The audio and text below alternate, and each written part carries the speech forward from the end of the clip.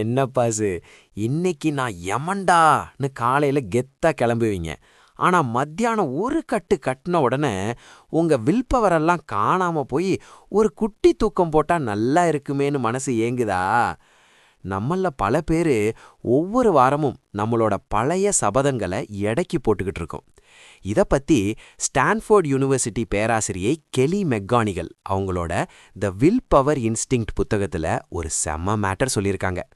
அதுதான் இந்த moral licensing. நம்ம மூளை நமக்கே தெரியாம பின்னால இருந்து வைக்கிற ஆப்பு இது. இதுல இருந்து தப்பிக்க ஏர்ஜ் சர்ஃபிங்னு ஒரு வித்தை இருக்கு. அது என்னன்னு கொஞ்சம் டீப்பா பார்ப்போம் வாங்க.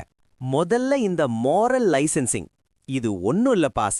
நீங்க ஒரு சின்ன உருப்படியான காரியம் பண்ணிட்டு அதுக்கு பதிலா ஒரு பெரிய மொக்க காரியம் பண்ண உங்க மனசாட்சிக்கே நீங்க கொடுக்கற ஃப்ரீ பாஸ். உதாரணத்துக்கு, இன்னைக்கு காலையில ஒரு 10 நிமிஷம் எக்ஸ்ட்ரா நடந்திருப்பீங்க.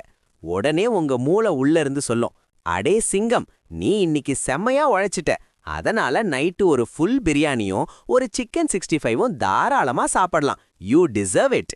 இதுதான் அந்த ஆப்பு.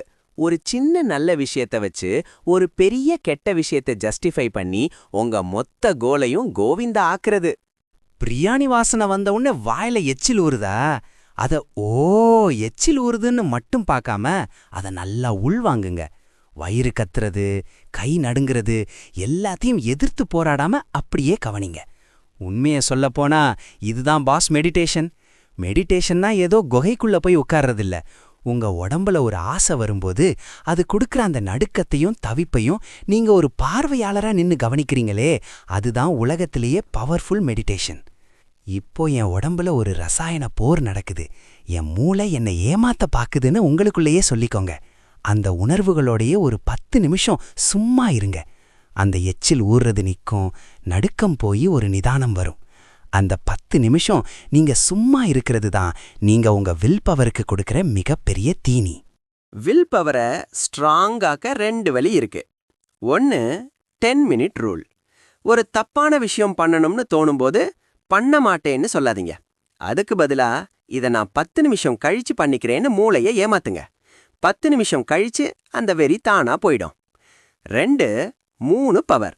செய்ய வேண்டியது ஐ வில், செய்யக்கூடாதது ஐ வாண்ட், அப்புறம் உங்க லட்சியம் ஐ வாண்ட்.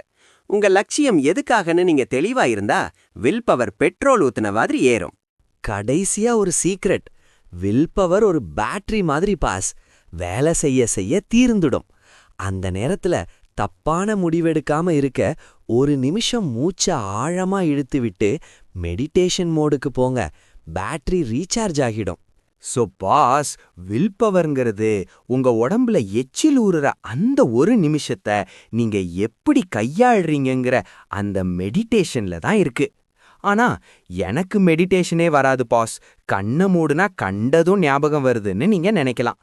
மெடிடேஷனை ஈஸியா நம்ம ஒரு பாஷையில எப்படி பண்ணலான்னு ஒரு தனி வீடியோ போடலாமா? ஒரு 100 லைக்ஸ் வந்தா அந்த வீடியோவை தட்டி விடுறேன். பிடிச்சிருந்தா லைக் பண்ணுங்க, ஷேர் பண்ணுங்க, மறக்காம சப்ஸ்கிரைப் பண்ணிட்டு அந்த பெல் பட்டனை தட்டி விடுங்க. அடுத்த வீடியோல பாப்போம். கிளம்புறேன். டாடா.